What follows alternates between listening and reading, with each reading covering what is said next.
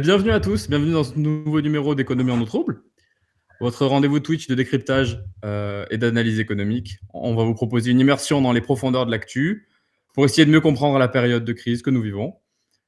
Je vais présenter dans un instant notre invité que vous connaissez sûrement tous, mais avant toute chose, je voulais vous remercier au nom du Cercle Aristote pour nous avoir suivis dans cette nouvelle aventure sur Twitch. On a dépassé la barre des 3000 abonnés. On voulait vraiment vous remercier. Ça a été une énorme satisfaction pour nous. Vous avez été au rendez-vous. Merci pour votre confiance. Et on continuera encore plus fort sur la nouvelle année qui arrive. Évidemment, je vous invite à vous abonner en masse à tous nos réseaux sociaux. On a passé les 100 000 sur YouTube grâce à vous également. Et l'objectif, c'est les 200 000. Voilà. On sait qu'on va y arriver tous ensemble. On va y aller. On va présenter notre invité. On va profiter des derniers moments d'électricité pour discuter avec un invité de marque. Donc ce soir, nous avons affaire à un indécrottable libéral, le patron de Gavecal, prospère société de recherche et de conseil en gestion de portefeuille, mais aussi auteur d'essais politiques, économiques, voix discordante du paysage économique français et président de l'Institut des Libertés. Donc l'Institut des Libertés, c'est quoi? C'est une association d'idées, un cercle de pensée libérale? C'est la meilleure façon de le dire. C'est un endroit où les gens peuvent discuter entre eux sans sortir appauvris, quoi. Parfait, magnifique. On peut retrouver donc tous vos travaux sur l'institutdeslibertés.org et sur votre chaîne YouTube, Institut des Libertés, à laquelle nous invitons tous nos amis à aller s'abonner. Donc, on peut retrouver les aventures de Charles et Emmanuel Gave, toutes vos émissions d'actualité, tous les entretiens, ainsi que les Léonard et évidemment le DAF. Le DAF. C'est le plus intelligent de Lyon. Très bien, allons-y. David, je te laisse la main. Oui, applaudissez Quentin, il est un petit peu nerveux, mais c'est normal, c'est le jeu. Les générations s'enchaînent. On est très, très, très, très, très heureux et flattés de recevoir Monsieur Gave, évidemment. Ça faisait longtemps qu'il n'avait plus entendu sa présentation, mais c'est normal, il est beaucoup trop connu. Et donc, bienvenue à vous, Monsieur Tout à fait Gave. par hasard, hein. Je ne sais pas pourquoi je suis connu d'ailleurs, mais... Il vaut mieux l'être involontairement, je pense. Absolument. Et donc, le fil habituel de l'économie en eau trouble, c'est un petit peu d'actualité, les causes fondamentales, la question du souverainisme, et puis les questions du Bien sûr. public. Donc, un grand merci à vous. Vous voulez prendre quelques mots ou on y va? On y va. Hein. Le mouvement se prouve en marchant. Bon, toujours. Bon, parfait. Toujours prêt. Alors, la première question, c'est une question assez fraîche. C'est le plafonnement du pétrole russe par l'UE, le G7 et l'Australie. Et parallèlement, l'OPEP réduit sa production en 2023. Ça présage rien de bon. Est-ce que vous pouvez peut-être nous expliquer vers où ça nous mène, Monsieur Gave, s'il vous plaît? Alors, le plafonnement du pétrole, c'est quand même une idée tout à fait nouvelle. C'est-à-dire qu'il y a une pénurie de pétrole dans le monde parce qu'on n'a pas fait les investissements depuis 10 ans. On n'a fait aucun investissement. J'en reparlerai, j'imagine. Et donc, il n'y en a pas assez pour tout le monde. Et de façon à être certain que les producteurs ne vont pas nous en vendre, on décide qu'on ne leur achètera pas à plus de 60, si j'ose dire, le pétrole russe en particulier. Donc, c'est comme si vous dites, je sais pas, il y a une pénurie de vis, et de toute façon, on n'achètera pas vos plus de vis à 1 centime la vis, alors qu'elle coûte 2, vous aurez assez peu de vis, quoi. C'est un des trucs les plus idiots que j'ai jamais vu de ma vie, quoi. C'est-à-dire, c'est une espèce d'hubris, c'est-à-dire de dire, écoutez, moi qui suis le maître du monde, je n'achèterai pas votre pétrole à plus de 60. Eh bien, ce que vont dire les Russes, c'est, vous n'en aurez pas. Et nous, qu'est-ce qu'on va faire? J'imagine qu'on marchera à pied, les pieds dans la neige, avec une robe de bure et en chantant des chansons. Youpi, quoi. Mais ces gars-là sont d'une imbécilité. On ne peut pas bloquer les prix à la hausse, on ne peut pas bloquer les prix des producteurs qui ne sont pas vous à la baisse. Vous voyez ce que je veux dire? Mais c'est tout ce scénario qu'on nous a fait d'une Europe libérale. Qu'est-ce que de libéral une Europe qui ne respecte pas la liberté des prix? Il y a un prix de marché, et puis on le paye. Si on peut, et si on peut pas, on en achète moins, quoi. Mais cette idée de dire je vais empêcher les Russes de vendre, je ne sais pas si vous avez vu aujourd'hui, il y a une nouvelle qui est sortie que j'ai trouvée absolument stupéfiante, c'est que le surplus budgétaire russe a quadruplé en un an. C'est principalement des ressources d'hydrocarbures. Si on voulait les ruiner, il fallait envoyer le maire, quoi. Ça aurait été plus simple. C'est ce que j'allais vous dire. Bruno Le Maire pérorait fièrement que nous allions mettre à genoux l'économie russe, ils ne pouvaient pas plus se tromper, en tout cas. Si vous voulez, leur budget, leur surplus budgétaire a quadruplé. Et le nôtre, on s'est pris encore quelques dizaines de milliards mais au point où on en est, ça n'a plus aucune importance. Non, mais ce sont des gens qui vivent dans une espèce de rêve où ils pensent, je crois d'ailleurs que c'est une des causes profondes de nos malheurs en ce moment, c'est qu'on a toute une classe qui pense en termes de société magique, c'est-à-dire que leurs désirs doivent être des réalités. On est sorti d'une société rationnelle, d'une société scientifique, il y a une vingtaine d'années, et on est passé dans un monde magique où il suffisait de dire qu'on allait faire des moulins à vent et des miroirs magiques et que ça allait résoudre la crise du pétrole. Ils ont dépensé 4 000 milliards de dollars, je ne sais pas si vous vous rendez compte, dans le monde, pour 4 000 milliards de dollars, c'est phénoménal, quoi, c'est inimaginable le pognon. 4 000 milliards de dollars pour faire des moulins et des miroirs là, qui ne servent à rien. Et il y a 10 ans, les fossiles faisaient 82% de l'économie de la demande mondiale d'énergie. Aujourd'hui, elle est plus élevée, la demande mondiale d'énergie, et les fossiles font 81%. C'est-à-dire qu'ils ont dépensé 4 000 milliards de dollars pour rien. Et je ne sais pas si vous vous rendez compte ce que c'est 4 000 milliards de dollars. Toutes les compagnies pétrolières, il y a 10 ans, dépensaient en tout et pour tout, pour la recherche des fossiles, 700 milliards. Maintenant, on les a empêchés de chercher, donc ils n'en trouvent plus, ils dépensent à peine 300 milliards. Mais je rêve, quoi. On est dans un monde d'illettrés. C'est-à-dire, là par exemple, il y a une route qui va de Bordeaux à Biarritz, vous savez, qui est toute droite là dans les Landes. On descend. Ils ont annoncé très fièrement que dans 5 ou 6 ans, il y aurait 30 bornes de rechargement d'électricité pour les voitures électriques, puisque toutes les voitures devront être électriques. Mais si vous faites le calcul, par exemple, au mois de juillet ou août, il y a 88 voitures qui passent par jour. Là. 30 bornes, il en faudrait 3000. Et dans chaque borne, il faut 100 kilos de cuivre. Sinon, ça ne marche pas. Et personne n'a du cuivre aujourd'hui. Plus personne n'a découvert de cuivre depuis des années. Et vous ne pouvez pas faire marcher un système électrique s'il n'y a pas de cuivre. Donc, ils vous annoncent fièrement que toutes les voitures vont être électriques dans 10 ans, et on n'a pas de cuivre. Sans parler de l'électricité, d'où elle va venir si on n'a pas fait les centrales nucléaires. Donc, on est dans un monde, je ne sais pas, ça me rappelle la ligne Maginot, vous savez, ce serait bien si les Allemands ne passaient pas par les Ardennes, quoi. Ça ne sert à rien. On est dans un monde qui est gouverné par des incapables, ça dépasse l'entendement. J'ose même plus le dire, d'ailleurs. J'ai l'impression de... Mais on a tous du mal à y croire, et on va faire honneur à un auteur que nous aimons bien au Cercle Aristote, M. Maffesoli, qui a dit nous sortons de l'ère des Lumières. En fait. C'est ce que je veux dire, on sort de l'ère de la science pour retourner dans l'ère de la magie.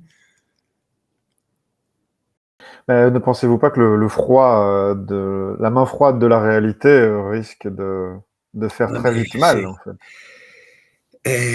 Oui, mais ça, ce ne sera pas de leur faute. Ce qui se passera à ce moment-là, c'est vous savez, ils ont déjà, si j'ose dire, tout préparé. Ce qu'il y a d'embêtant dans le monde d'aujourd'hui, c'est que dans le fond, les petites gens, les classes populaires et tout, ils se déplacent trop. C'était beaucoup mieux au Moyen-Âge, où ils étaient attachés à la glèbe, ils ne pouvaient pas bouger, vous savez, c'était... Donc, le grand but, c'est quand même de rattacher les Français à la glèbe, qu'ils ne puissent plus sortir, qu'ils aillent à pied, qu'ils restent dans leur village ou dans leur quartier.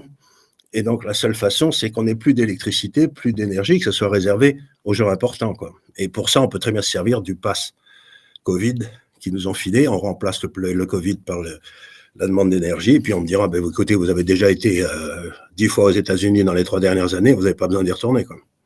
Donc, si vous voulez, on voit très bien que le but, c'est de nous empêcher de bouger. Ils trouvent qu'on bouge trop. En tout cas, on a l'impression qu'on met des rustines sur une jambe de bois, effectivement, et on ne sait pas très bien où ça nous emmène. Mais si vous voulez, c'est assez simple. J'avais fait un papier dessus d'ailleurs il y a quelques mois, une étude faite par la Commission européenne sur la nécessité pour sauver la planète de faire baisser la demande d'énergie en Europe de 35%. Bon, d'ici l'horizon 2050, un truc comme ça, je ne sais plus quoi. Oui, c'est à peu près 2050. Mais vous avez, comme je le dis toujours, l'économie, c'est de l'énergie transformée. Donc, Et vous avez quasiment, dans le plus court moyen terme, une relation de 1 à 1. Donc, si on fait baisser notre demande d'énergie de 35%, ça veut dire que le PIB, le niveau de vie va baisser de 35%. Mais ils s'en foutent. Et tout ça, mais ils s'en foutent. Et tout ça, alors que j'ai lu le dernier bouquin, le dernier livre de Kuhnen, là, sur l'écologie, je recommande à tout, c'est sur le... Il dit, mais on n'en sait pas plus sur le climat qu'il y a 20 ans. C'est un type qui est professeur de physique théorique au Caltech, à New York State, qui a fait partie des équipes d'Obama, qui est un grand scientifique, membre de l'Académie des sciences, et il dit, tous les modèles économiques, les modèles de climat, ça ne marche pas. Et donc, on nous emmène dans un truc sans aucune... Ils ont dit, c'est la science, comme on l'a dit pour le Covid. Et c'est toujours le même principe, c'est-à-dire on nous dit c'est la science, donc vous fermez vos gueules, vous n'y comprenez rien. Mais si, je comprends, je sais que on n'en sait pas plus sur le climat qu'il y a 20 ans. Et ça n'empêche qu'on est en train de foutre en l'air toutes les économies mondiales avec une histoire qui ne tient pas debout. Mais je vous signale que les gars qui s'intéressent vraiment à l'économie, les Chinois, les Indiens, voire les Allemands, ils remettent en route les centrales à charbon. Hein. Eux, ça ne les gêne pas, parce qu'ils savent bien que c'est du pipeau. En tout cas, la dichotomie entre l'Europe de l'Ouest et le reste de la planète, c'est de plus en plus marqué. Et effectivement, nous restons dans le discours, et c'est ça qui est inquiétant. Mais non, mais c'est qu'ils prennent des mesures. Par exemple, ils ont donné des ordres à toutes les grandes banques européennes de ne plus financer les recherches pétrolières ou les recherches gazières. C'est-à-dire que vous êtes Total, vous êtes Exxon, il faut que vous trouviez le fric ailleurs que dans les banques. Donc, ils interdisent d'aller chercher des ressources fossiles. Ils sont fous. Alors, ce qui est le plus inquiétant, c'est que vous êtes un grand expert des marchés. C'est un monde que vous connaissez par cœur, et donc ça donne encore plus de poids à vos propos, effectivement. Mais c'est-à-dire que, comment dire,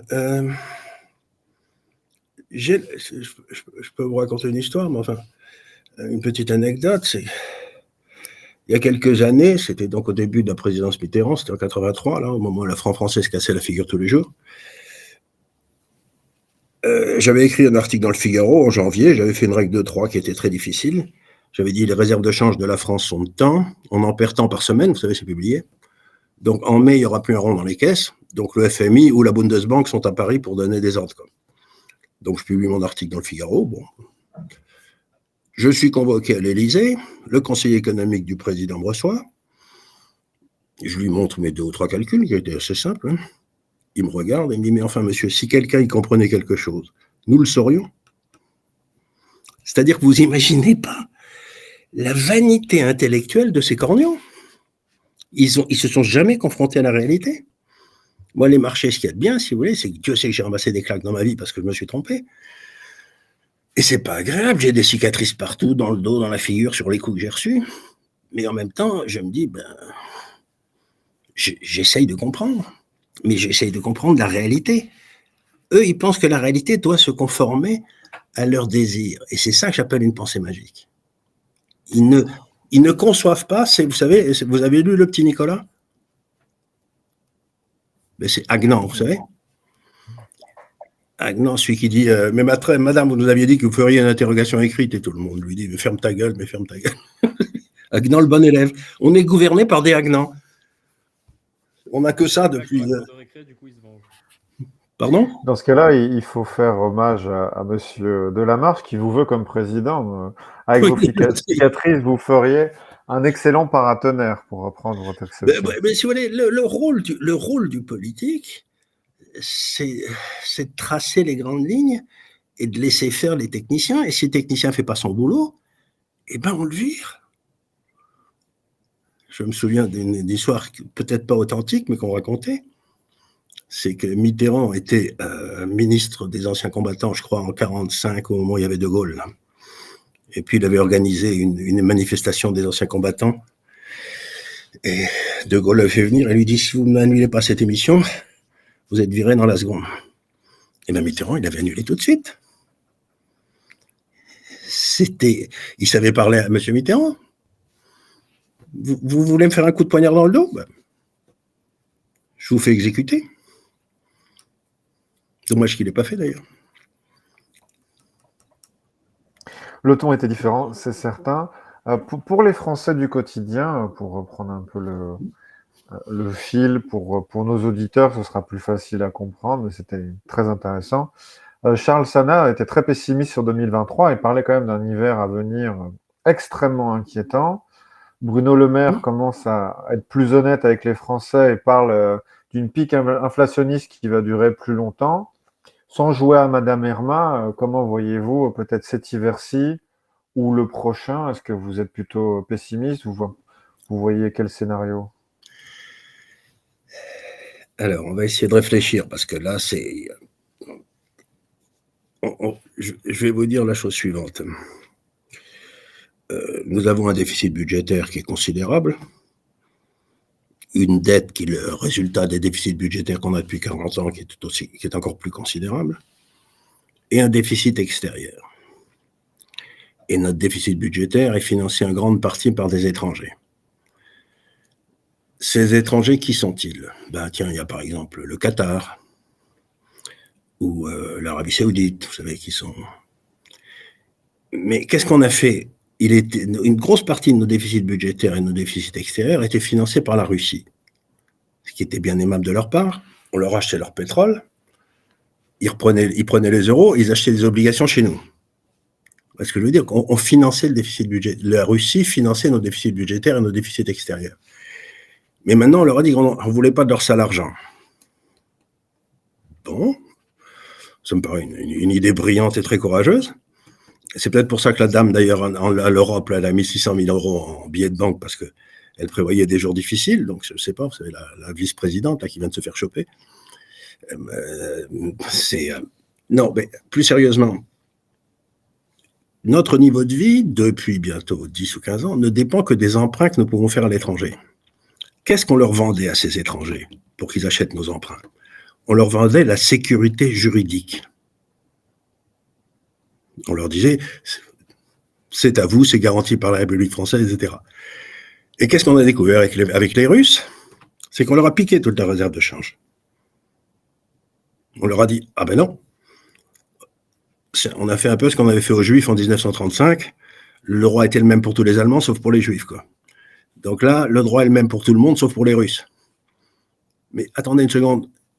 Si on décide qu'on n'aime pas les Russes, peut-être demain on ne va pas aimer les Arabes, ou on ne va pas aimer les Chinois, ou on ne va pas aimer, je ne sais pas qui d'autre, les fonds de pension hollandais. Et donc, à partir du moment où vous octroyez le droit, sans aucun processus juridique, de piquer le pognon d'une puissance étrangère, elle serait complètement idiote si elle continue à investir chez vous, non? Et donc, qui va financer nos déficits extérieurs? Qui va financer nos déficits budgétaires? C'était tous les pays, l'Asie, etc., qui achetaient nos trucs. Mais maintenant, ils ne vont plus rien nous acheter. Donc, ça veut dire qu'il va falloir qu'on retourne à l'équilibre extérieur très vite, et budgétaire. Et ça veut dire quoi? Ça veut dire une récession phénoménale. Puisque, pour l'instant, toute notre consommation n'était pas de la consommation gagnée, c'était de la consommation empruntée. Donc, on poussait la boîte de conserve le long de la... Mais maintenant, il n'y a plus personne qui va nous prêter.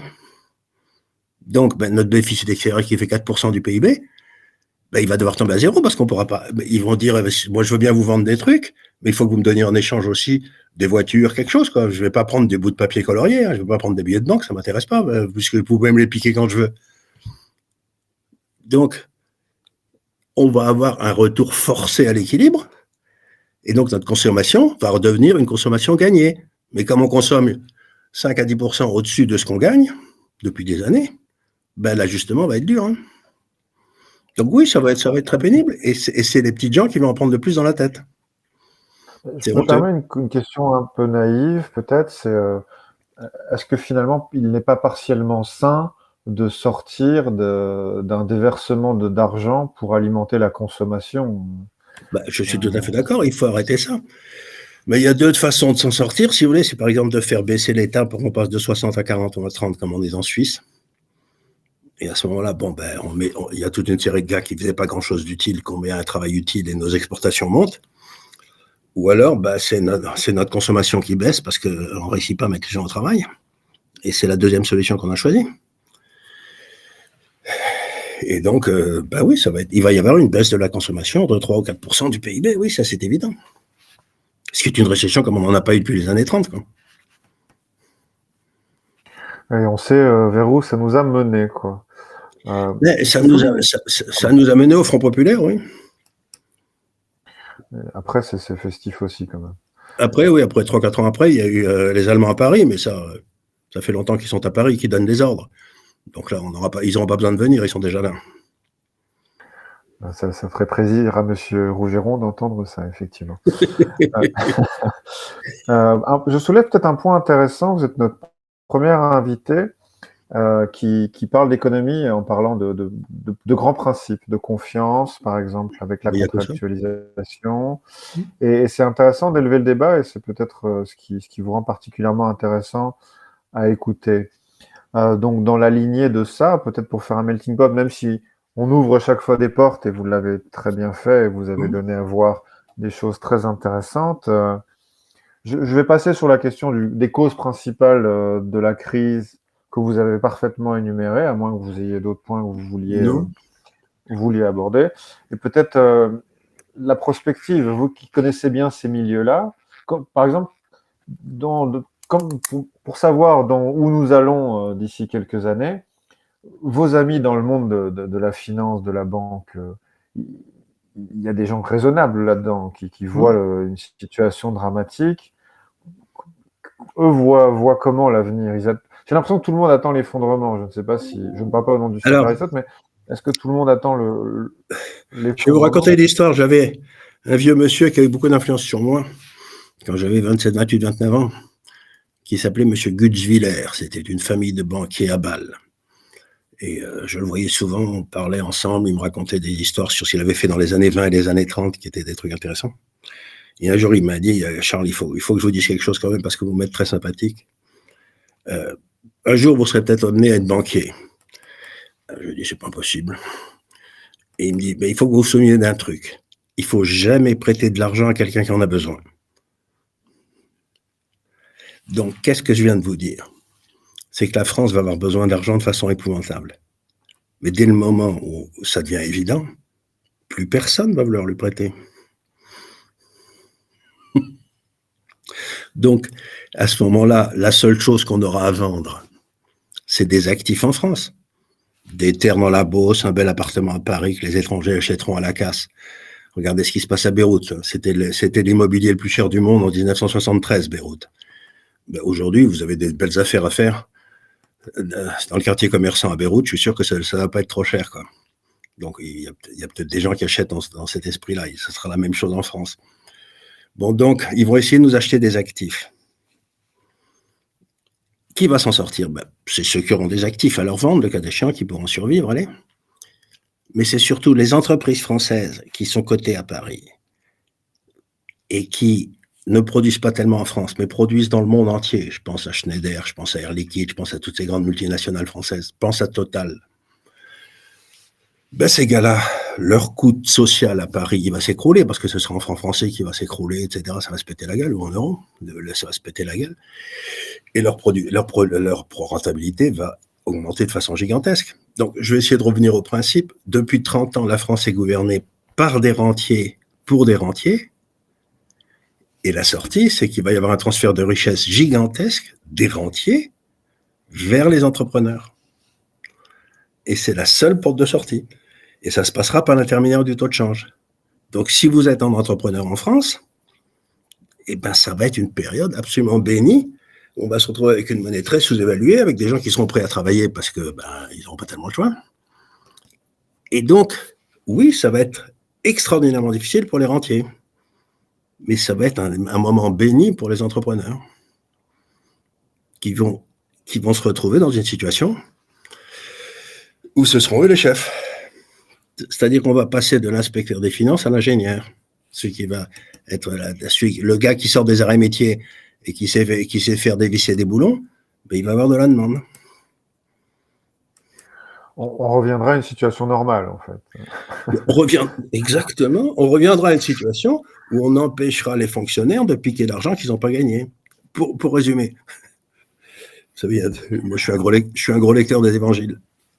il y a la parabole des talents que vous connaissez. Vous savez, il y a un type à qui le Seigneur donne 4 talents, le Seigneur revient longtemps après, il lui en 4 de plus, et puis 2 talents et 2 de plus, puis il y a le dernier, et on lui donne un talent, il l'enterre. Donc, qu'est-ce que font nos systèmes fiscaux? C'est qu'ils n'arrêtent pas de piquer aux gars qui font 4 talents et 2 talents pour le donner au type qui a un talent et qui n'a rien. Tous nos systèmes sociaux sont organisés pour favoriser l'échec. Plus vous vous plantez, plus on vous aide. Ben, entraînez une équipe de foot ou une équipe de rugby comme ça, et vous allez voir combien de matchs vous allez gagner. Si vous avez des gros obèses qui ne courent pas et tout, ben, donc on va remettre les typos, au boulot, quoi. Ils vont se mettre à faire du footing, ils vont perdre 40 kilos, et ils se remettront à travailler, et en plus ils seront contents de travailler parce qu'il n'y a rien de plus rigolo que de travailler dans un truc qu'on aime. S'imaginer que le travail est une malédiction, c'est une connerie, mais c'est pas possible. C'est une honte. Il y a toujours un peu de lumière dans l'ombre et vous avez quand même réussi à retomber sur un message optimiste. Mais c'est pas un message optimiste, c'est un message de dire le truc extraordinaire du capitalisme, ça a commencé en Angleterre au XVIIe, un petit peu avant en Italie, mais c'est qu'il y a des gars qui ont compris que l'épargne, si c'était bien utilisé, vous preniez votre épargne et autrefois vous la mettiez en or ou en argent, et c'était une consommation que vous ne faisiez pas aujourd'hui, de façon à vous permettre de consommer quand vous pourriez plus travailler. Vous savez, c'était donc l'épargne, c'était que de la consommation différée. Puis il y a des gars qui ont inventé le marché financier, inventé la société par action, etc., et qui ont pris cette épargne, qui l'ont mis à la disposition des gars qui étaient prêts à des entrepreneurs, et ça donnait la croissance. Donc, pour la première fois dans l'histoire, l'épargne est passée d'une épargne stérile à une épargne de croissance. Depuis 40 ans, l'État français pique toute notre épargne pour faire que des conneries avec. Le jour où l'épargne retournera des épargnants vers ceux qui sont prêts à prendre des risques, le problème français sera résolu en 5 minutes. Mais pour ça, il faut se débarrasser de l'État. Il faut ramener l'État dans ce qu'il devrait faire et le sortir de là où il n'a rien à faire. Vous avez scandalisé une partie de notre audience. Nous saluons Red le Rouge et nous lui disons simplement que nous sommes très contents d'avoir des infirmières, des policiers et quelques gestionnaires, mais qu'autant de gestionnaires n'est peut-être pas nécessaire. Ben, les infirmières, les policiers, tout ça, si vous voulez, personne n'est plus d'accord que moi. J'ai cru que vous mettiez un masque, j'ai failli avoir une attaque. Mais vous mouchiez, c'est tout. Non, mais tout ça, c'est tout à fait exact. Mais je vous donne un exemple. J'embauche un gars qui va me coûter 40 000 euros, qui va toucher 40 000 euros de salaire. Effectivement, il va me coûter 80 000 avec toute la sauce que je rajoute. Lui, il va toucher après impôt 25 000, sur lequel il payera 20, avec ce qu'il dépensera, il paiera 20% de TVA, c'est-à-dire qu'il touchera 20 000. Donc le gars, il touche 20 000 après impôt, il me coûte 80 000, et où vont les 60 000 ? Mais où est le pognon ? C'est quand même extraordinaire. Et c'est vrai pour une infirmière, c'est vrai pour un... Vous payez 80 000 et le type touche 20 000 et 60 000 vont à qui ?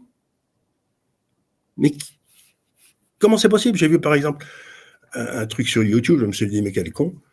Il regardait les SMIC partout en Europe. Il y avait 3 ou 4. Vous savez, en Allemagne, il est de 2600, en Suisse, il est de 3000, et en France, il était de 1400. Et le type disait, il faudrait mettre le SMIC français au même niveau que le SMIC allemand ou le SMIC suisse. Ouais, mais attendez une seconde, le SMIC, il ne devrait pas être ce que touche le gars.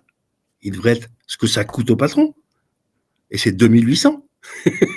Donc notre SMIC, il est plus élevé que le SMIC en Allemagne.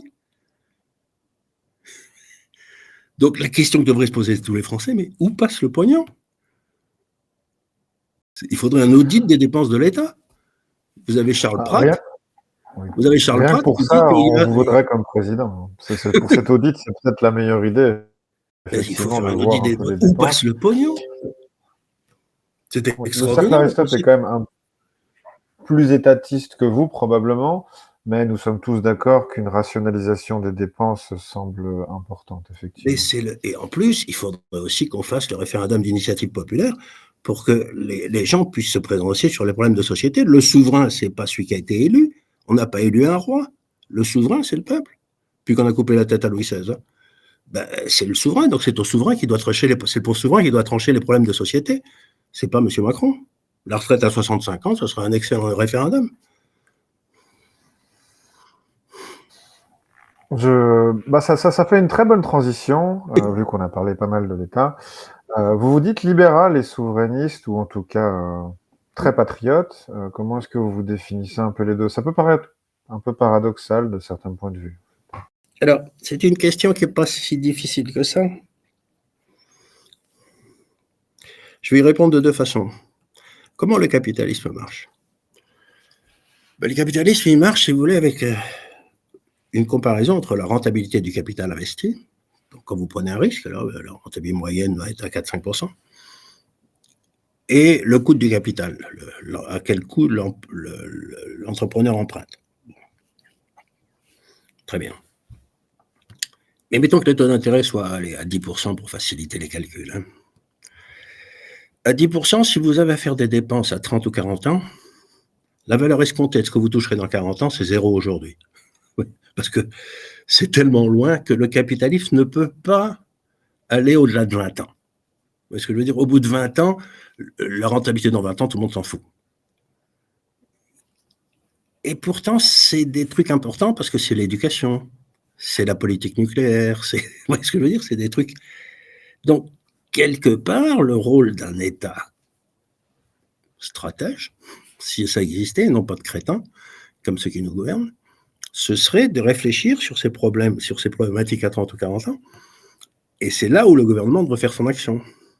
Mais jamais sur les trucs à 1 ou 2 ans, parce que ça, il a aucun rôle. Donc ma première réponse, c'est de dire, il y a toute une série de choses qui sont tellement dans le lointain, mais qui sont pourtant complètement indispensables. La défense nationale, par exemple, des choses comme ça. Encore une fois, l'éducation, peut-être la santé, c'est des trucs où il faut réfléchir, mais vraiment, à 40 ans, et ça, le capitalisme, c'est pas faire, parce que l'outil qu'il utilise, il a un horizon de 20 ans maximum, quoi. Donc il ne peut pas aller plus loin, il ne va pas plus loin que 20 ans, le capitalisme, il ne peut pas avoir plus loin. Donc ça, c'est ma première réponse. Et la deuxième, c'est une notion qu'a mis en lumière un homme tout à fait remarquable qui s'appelle Nassim Taleb, qui est un Libanais, un Libano-américain qui parle le français, etc. Qui a mis à jour toute une série de concepts qui sont très brillants dans la finance, dans l'économie, dans la sociologie, partout. Il en a un qui est extrêmement intéressant, qui est le concept de antifragilité. Je m'explique, c'est une notion un peu complexe. C'est que, prenez par exemple la liberté du commerce international. Ça vous amène à des sociétés qui font dans chaque pays ce qu'elles font le mieux. Donc, la rentabilité du capital investi est très forte parce que tout le monde fait ce qu'il fait le mieux, et puis il ne fait pas ce qu'il ne fait pas bien. Il laisse ça aux autres. Donc,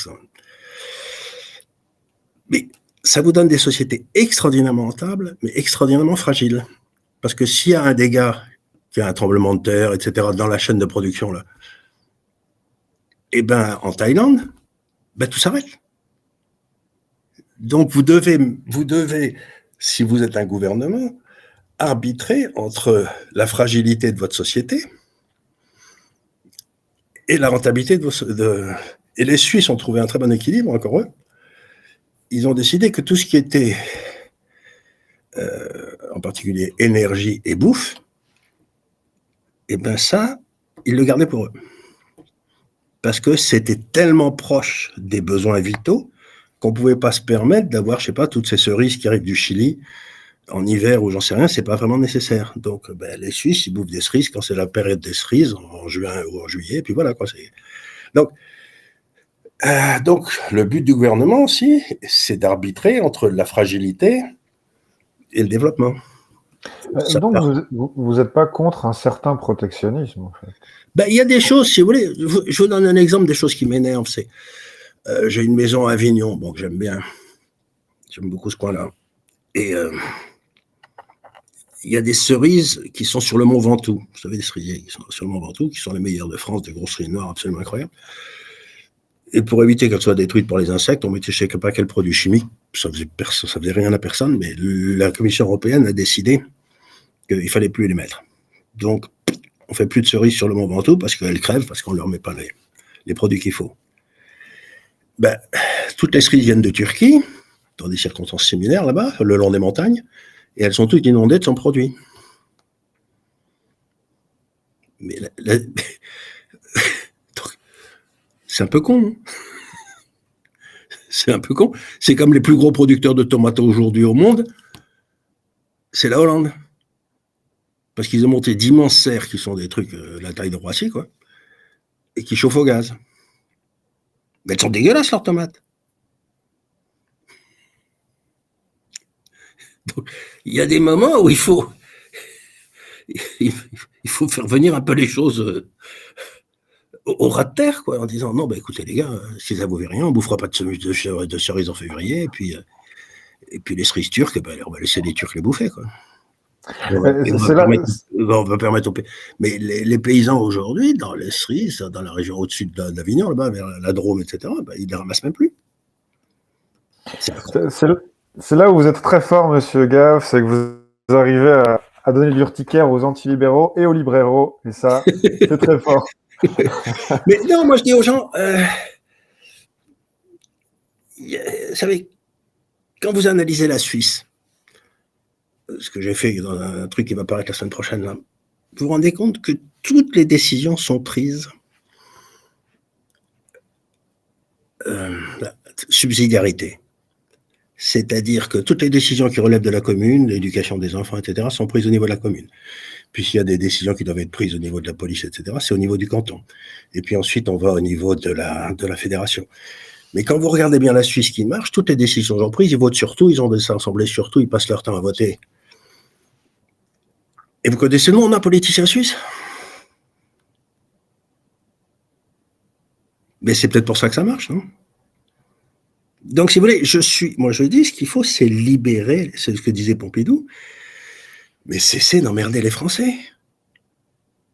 Vous pouvez m'expliquer, il y a des réglementations. Il y a des réglementations qui sortent, mais toute la journée. Le code du travail suisse fait 30 pages. Le code du travail français fait 3500 pages. Et ils ne meurent pas dans la rue, ils ne se meurent pas de faim. Je sais bien que les Suisses se battent pour venir travailler en France tous les week-ends, mais enfin, je veux dire, c'est effrayant. Donc, qu'est-ce qu'ils ont à s'occuper de nous? C'est ce que disait Bastiat, le grand économiste français. Il disait, Seigneur, délivrez-moi de ceux qui veulent mon bien. Moi, ce que je veux, c'est m'occuper de moi. Et qu'on ne m'emmerde pas quand je m'occupe de moi. C'est ça d'être libéral. Je veux penser par moi-même, prendre mes décisions tout seul. Et qu'on ne change pas de cadre juridique toutes les 5 minutes. Eh bien, vous voulez libérer les énergies en France. On va donner la parole aux Français grâce Absolument, à Quentin, avec plaisir. à notre très cher Quentin, qui va progressivement nous amener les questions du public. Merci Quentin. C'est ça. Alors, avant de passer aux questions du public, on va remercier les abonnements. Donc, Scolir, Smokbass et Ganima qui se sont abonnés, et Ganima qui a offert un abonnement. Donc voilà, vous pouvez vous abonner avec votre abonnement Prime et ainsi qu'offrir des abonnements. On va passer aux questions du public. Alors, la première question, estimez-vous que la décentralisation et la démocratie locale puissent être des contre-pouvoirs réels face à l'État central? Si vous décentralisez la fiscalité, bien entendu. Mais il ne faut jamais oublier que celui qui tient le pognon, pas d'argent, pas de Suisse, comme on disait là-bas aussi. Hein. Donc, la réalité, c'est que ça suppose aussi une décentralisation totale. Prenez par exemple les hôpitaux. Il y avait un hôpital qui marchait bien en France, c'était celui du professeur Raoult. Pourquoi? Parce que c'était une fondation, qu'il était indépendant et qui pouvait faire des doigts d'honneur à n'en plus finir aux hôpitaux nationaux, etc. Donc, ce qu'il faut, c'est organiser l'indépendance financière des gens qui veulent leur liberté. Je vous en donne un autre exemple. En 92, la Suède fait faillite. Bon, personne ne s'en souvient, mais j'étais dans le bureau du banquier central de l'époque. En Suède, il était enchanté. Il était très content parce que ça voulait dire la fin de la connerie. Et qu'est-ce qu'ils ont fait les Suédois? Ils se sont réunis, ils ont dit, bon, il faut qu'on réfléchisse. Et ils avaient un système d'éducation qui était exactement l'éducation nationale. Vous savez, une grande pyramide, tout ça, tout le monde savait. Puis c'était une fabrique de crétins, quoi, comme en France. Et ce qu'ils ont dit, c'est qu'ils ont posé 3 questions au peuple suédois. Ils ont dit, première question, est-ce que tous les enfants doivent être bien élevés, avoir une bonne éducation? Tout le monde a dit, ouais. Deuxième question, est-ce que cette éducation doit être payée par les impôts? Tout le monde a dit, ouais.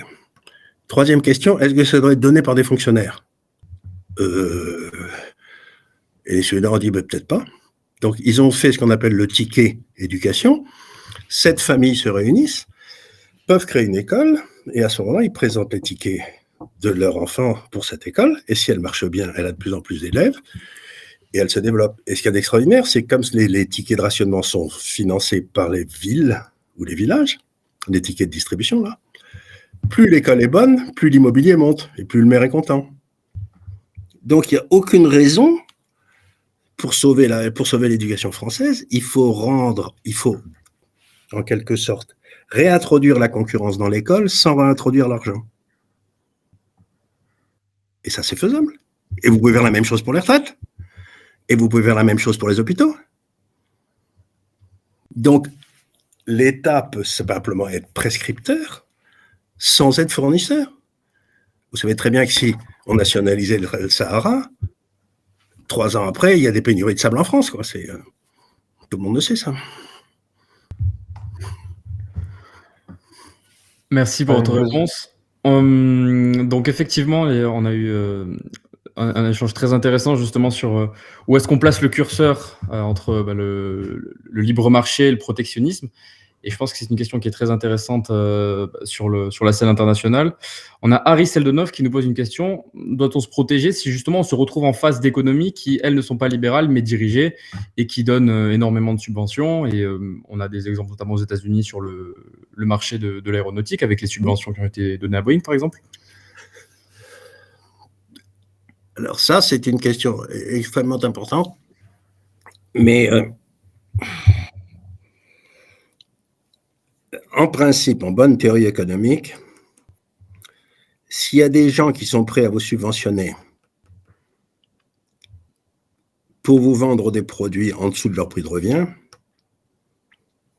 en tant que consommateur, je ne vois pas pourquoi je m'y opposerais. Le but de l'économie, c'est quand même que le niveau de consommation soit le plus élevé possible compte tenu du travail qu'on fait. Donc, moi, je ne vois pas d'inconvénient à ce que les gars me vendent des produits à 50% de leur prix de revient, parce que ça me permet d'acheter avec ce que j'ai économisé des produits qui seront prêts en France et qui permettront de meilleure qualité. Donc, maintenant, en ce qui concerne l'aéronautique, je ne veux pas qu'on se chante des trop gros cocorico avec Airbus, parce que je crois que 60 ou 65% des pièces ou des softwares qui sont utilisés dans Airbus sont faits aux États-Unis de toute façon. Donc, je ne considère pas que, par exemple, les Suisses, ils ont des excédents des comptes courants monstrueux et ils n'ont pas d'Airbus. Hein. Moi, je préférais qu'on foute la paix à tout le monde et qu'on vende plus de cassoulets à l'extérieur. Je crois qu'on serait plus heureux, quoi. Si on est les meilleurs pour faire du cassoulet, qu'on fasse du cassoulet, mon Dieu, ça ne me gêne pas, quoi. Le cassoulet, ça me va. On va passer sur donc une question plus politique. Vous aimez parler de cette idée d'ineptocratie. Oui. Et du coup, on a cette question de Charlie2411 donc sa question est la suivante. Monsieur Gave, vous dites que les dirigeants et hauts fonctionnaires sont incompétents. Ne pensez-vous pas que tout ceci pourrait être fait sciemment? J'entends par là une interrogation simple. Est-il possible d'être aussi con, même en s'y mettant à plusieurs?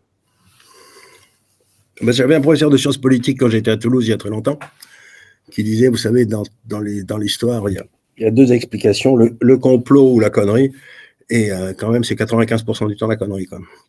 Mais je vais vous répondre de façon différente. À quoi ils étaient formés, les fonctionnaires? À gérer l'État. Et quelle est la caractéristique du fonctionnaire? C'est que s'il échoue, il n'arrive rien. Il est promu, allez. Comme M. Juppé, qui a été promu jusqu'au Conseil constitutionnel. Bon. Moins il est compétent, plus il se plante et plus il est promu. Bon. C'est pas grave dans l'État. Mais dans une société, ça la fout en l'air à fond la caisse. Donc, ce que j'essaye de dire, c'est les fonctionnaires doivent être réserver leurs talents qui sont immenses, leur volonté de travail qui est considérable, à la fonction publique. Mais surtout qu'ils ne sortent pas, qu'ils restent là bien à l'abri. Parce que ces gars-là, ils ont été élevés, ils sont allés là-dedans parce qu'ils ne voulaient pas prendre de risques. Donc, ils nous font une politique pour diminuer les risques pour nous, mais je ne demande pas ce qu'on diminue mes risques. Parce que risque et opportunité en Chine, c'est le même sigle. Donc, s'ils diminuent mes risques, ils diminuent mes opportunités. Et je vais me planter. Parce que je ne pourrais pas aller là où je devrais aller pour rendre service aux autres. Donc, encore une fois, ce que je dis, c'est la seule réforme, une des 2 réformes à faire en France, en dehors du référendum d'initiative populaire, c'est donner d'interdire aux fonctionnaires de faire de la politique, comme c'est le cas en Angleterre, en Allemagne, aux États-Unis. Ils peuvent faire de la politique, ils donnent leur démission de la fonction publique pour toujours. Ils ne retournent jamais, c'est pas possible. Donc c'est tout simple. Peut-être une fois qu'ils seront dans une situation où ils seront mis en risque, ils deviendront compétents. Mais vous ne pouvez pas demander, comment dire, à un commandant d'une péniche de faire la Coupe of America, quoi, en voile. C'est pas possible. Le type, il n'est pas compétent, il n'est pas fait pour ça. Donc, il va se réfugier dans les normes.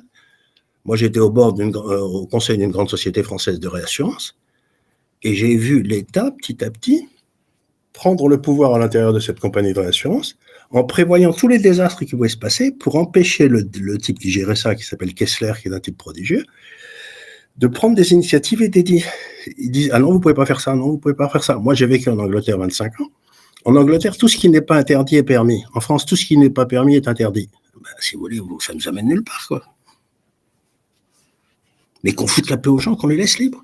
De se casser la gueule. C'est grisant de se casser la gueule.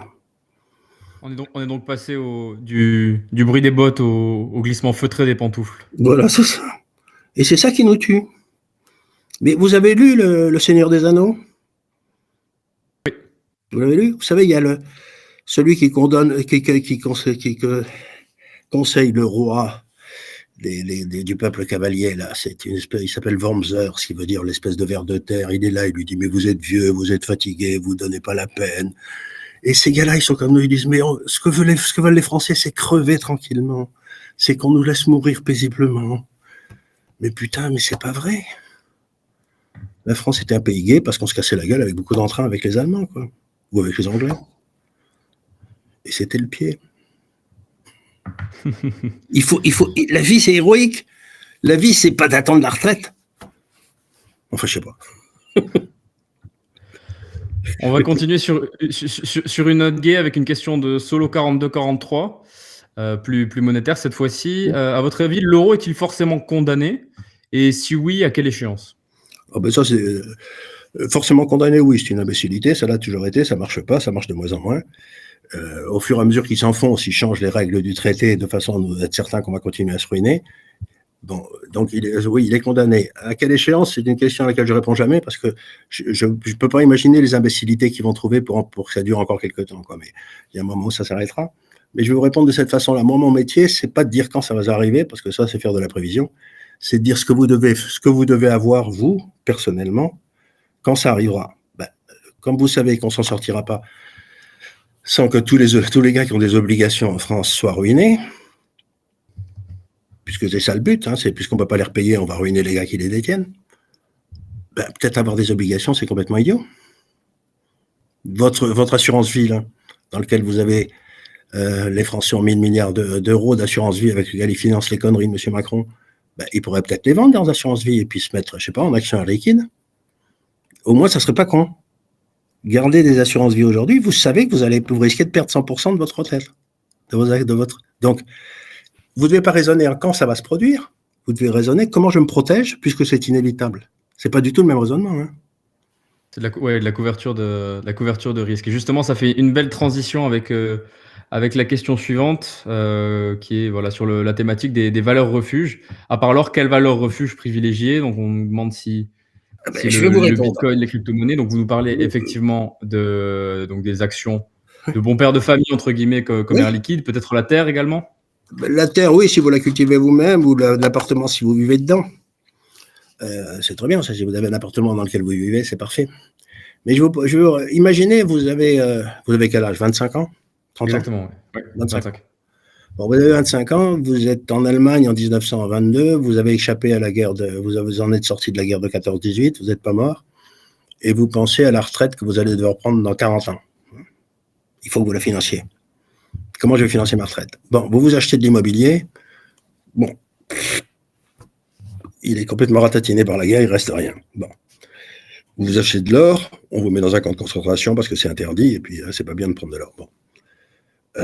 Vous achetez des obligations allemandes, la monnaie allemande disparaît 2 fois, complètement. Toutes vos obligations vont à 0. Vous achetez IG Farben, Siemens, Deutsche Bank et Mercedes, et vous prenez votre retraite tranquillement. Pourquoi? Parce que c'est le droit de propriété. Et le droit de propriété, c'est comme ça que vous assurez votre indépendance. Quand vous achetez une obligation d'État, vous affirmez, en quelque sorte, votre droit de propriété sur votre cash à un gars en disant il en fera peut-être même meilleur usage que moi. Maintenant, si vous croyez que l'État aujourd'hui fait meilleur usage de votre argent que vous avez un léger problème. Hein. Mais donc, vous devez prendre votre argent que vous avez aujourd'hui et le mettre dans quelque chose qui vaudra quelque chose dans 20 ans. Et ça, c'est Air Liquide, c'est Schneider, c'est LVMH, mais vous n'achetez jamais une action, jamais, où l'État est au conseil d'administration. Parce que si l'État est au conseil d'administration, il va vous ruiner. Vous pouvez, en quelque sorte, il ne faut jamais être dans le même lit avec votre épargne que l'État. Même une entreprise qui fabrique des cols roulés? Ben, peut-être s'ils font, il y a peut-être des excellentes sociétés qui fabriquent des cols roulés, mais à mon avis, elles sont plutôt au Portugal ou en Asie, mais vous pouvez les acheter aussi d'ailleurs. Blemer a des contrats très juteux avec les cols roulés, donc faites attention quand même. Oui, je sais pas, mais dès que je vois arriver avec un gars col roulé, je me dis ciel, un macroniste. Il faudra quand même que vous présentiez un gars qui a voté Macron, parce que maintenant c'est difficile d'en trouver. Hein. Ils sont marrants tous, ils sont tous en train de dire. Ça doit être une espèce protégée, ouais. Oh, si, chez LR peut-être. Oui, chez LR, il doit y en avoir un paquet, oui. Il y en a 2-3. Il y en a 2-3. D'ailleurs, ils sont en train de partir. Et non, mais la classe politique française est une plaisanterie, quoi. Mais elle n'est pas drôle. C'est clair. Ça nous amène à... Allez, oui. C'est la même chose que l'humour allemand, c'est la même chose que l'humour anglais, sauf que c'est pas drôle. Quoi. C'est plus ferroviaire. Ouais. Quel est votre avis sur la réforme des retraites? On nous pose mais qu'on foute la paix aux gens. Qu'on foute la paix aux gens. Ils ont signé des contrats. Et apparemment, ils veulent piquer les retraites aussi les réserves du secteur privé. J'ai vu qu'ils étaient en train d'essayer de piquer la GIR, l'ARCO, etc. Ils gèrent tellement bien les retraites et ils administrent tellement bien qu'ils veulent prendre des retraites du secteur privé pour les coller avec le secteur public. Encore une fois, pour prendre l'exemple de la Suède, ils avaient un système de retraite qui était complètement centralisé. Enfin, et les Suédois, ils ont fait quelque chose de pas con. Ils ont dit, on va créer, je crois, 7 fonds de pension. Ils appellent ça des AP-Funden. 7 fonds de pension. Et alors, qui ont des profils un peu différents. Il y en a un qui est plus action, l'autre qui est plus obligation, le troisième qui est plus venture capital, vous savez, dans lequel. Et puis, tous les travailleurs suédois peuvent choisir 1 ou 2 ou 3 des fonds de pension et puis ils versent tous les mois. Et la retraite est dépendante de la performance des fonds de pension. Donc, il n'y a pas d'histoire d'indexation, etc. Si le PIB suédois se pète la gueule de 5%, ben les retraités, ils en prennent plein la gueule comme les copains. Puis quand ça marche bien, ils remontent aussi. C'est-à-dire que les Suédois sont devenus partie prenante de la société dynamique. Ils ne sont pas devenus un point mort. Parce que regardez, aujourd'hui, les retraites, ça représente 14% du PIB français, hein, à peu près. 14%. Le PIB est à 100. Donc, il reste pour le reste des gens 86, moins 14. Hein. Si le PIB tombe de 100 à 90, les autres, ils vont toucher leurs 14. Toujours. Et ça veut dire que les non-retraités vont ramasser une baisse qui est gigantesque. Et vous voyez ce que je veux dire? Ils vont passer de 86 à 76. Et c'est pas acceptable, ils vont tous se barrer. Donc, encore une fois, il faut que le retraité fasse partie du corps social. Si le corps social va bien, eh bien, il a une retraite qui monte. Si le corps social ne va pas bien, il a une retraite qui baisse. Et comme ça, il ne votera pas comme un con à la prochaine élection. Tout à fait. Me semble-t-il. Hein. Ça fait quasiment 1 heure qu'on est ensemble. On passe un excellent moment. J'espère que vous aussi dans le public. On va prendre quelques dernières questions. Mais avant, je me permets de remercier Ogma57 qui a offert un abonnement. Et quand on offre un abonnement, on peut poser une question. L'avenir de la France réside-t-il dans le cassoulet? L'avenir de la France réside dans ce qu'ils ont toujours fait de bien et de beau, les Français. Le peuple français a créé de la beauté sans même s'en rendre compte. Vous vous baladez en France, vous faites 50 km, la nourriture est différente, l'architecture est différente, les villages sont beaux, tout est beau, sauf les zones commerciales qu'on a mis autour des villes et des villages. Donc, il faut laisser en quelque sorte, La France est un pays merveilleux où le peuple est incroyablement créateur de beauté. Par exemple, la France, moi qui ai vécu dans tous les pays du monde, c'était à peu près le seul pays où les hommes aimaient les femmes et les femmes aimaient les hommes, mais gentiment. Dans tous les autres pays, ils se détestent. Ils se retrouvent de temps en temps pour des raisons que tout le monde comprendra, mais ils s'aiment pas. Ils n'aiment pas être ensemble. Ben, les Français et les Françaises, ils aimaient être ensemble. C'est toujours stupéfait tous les peuples de la Terre, c'est de voir que les Françaises et les Français, dans le fond, ils n'étaient pas mécontents d'être ensemble, de dîner ensemble. Par exemple, mettre un homme, une femme à table, on appelait ça au XVIIe siècle le placement français. Parce que sinon, on mettait tous les hommes d'un côté, toutes les femmes de l'autre, et on s'emmerdait pas, quoi. Mais il n'y avait pas Marlène Schiappa à l'époque. Il y avait pas mal. Mais c'est ça. Mais maintenant, on a sorti une série d'imbéciles qui arrivent de, je sais pas où, des États-Unis ou je sais pas quoi, qui réussissent à créer une haine entre les hommes et les femmes. Ça n'existait pas. Vous savez, c'est de la vieille plaisanterie. C'est Dieu n'a pas donné le sens de l'humour aux Françaises pour qu'elles aiment les hommes au lieu d'en rire, quoi.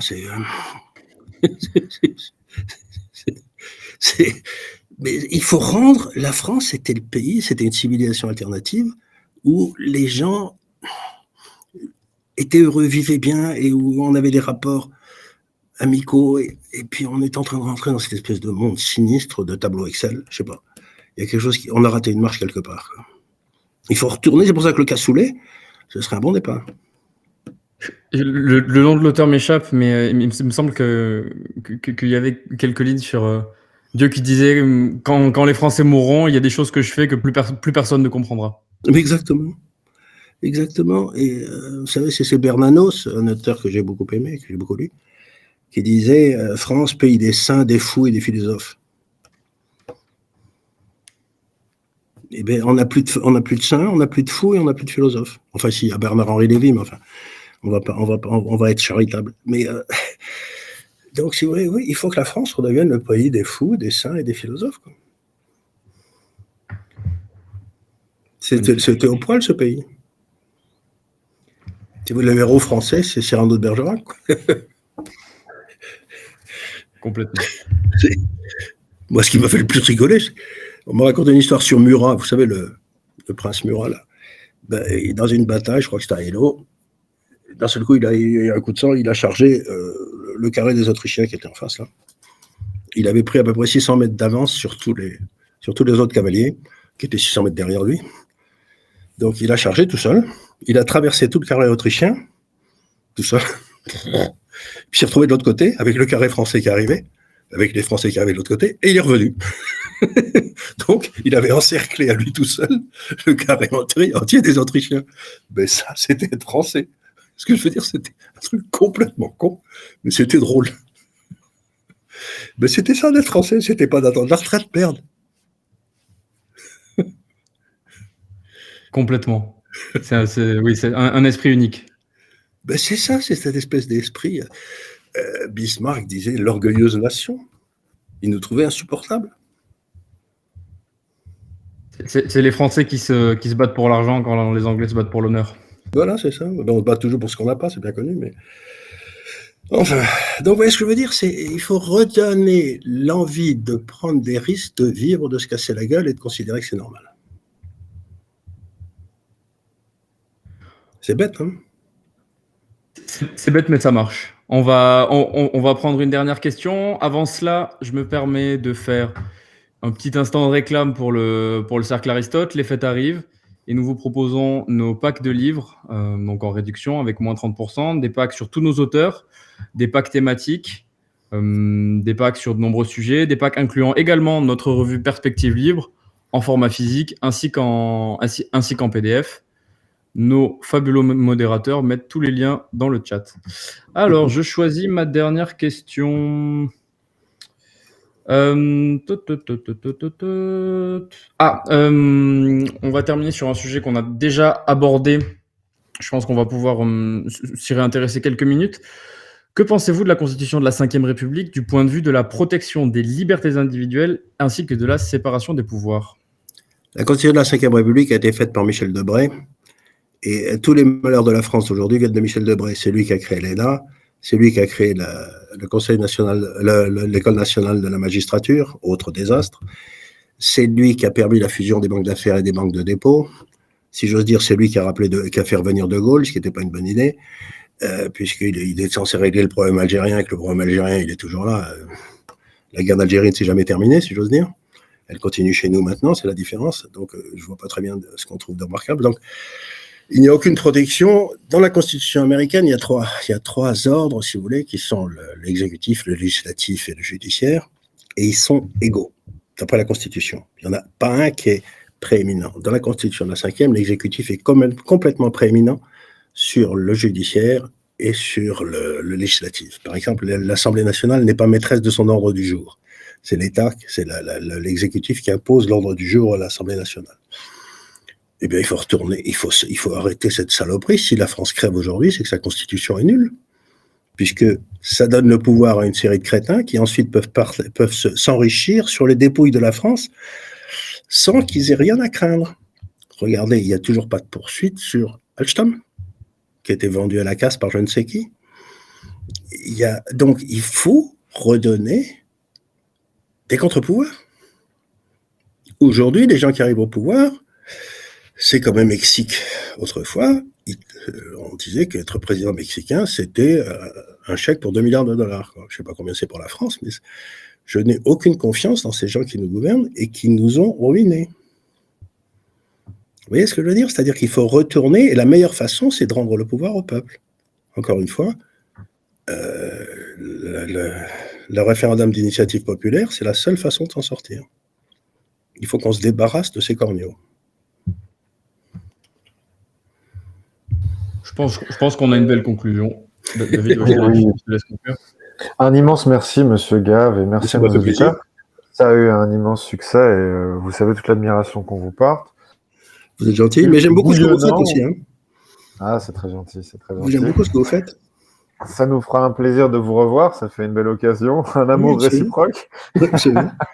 Et donc, on vous remercie grandement, on salue tous nos éditeurs, on salue Quentin pour sa première émission qui était très, très, très, très bonne.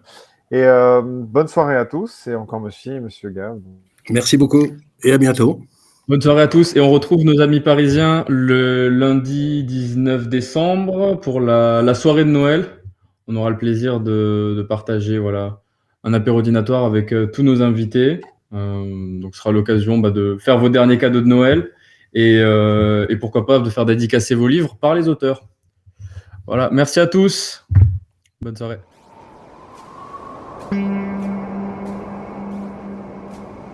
Chers camarades, si tu veux plus de contenu, de réinformation, d'éducation populaire et de formation intellectuelle, n'hésite pas à faire un don sur notre page Tipeee.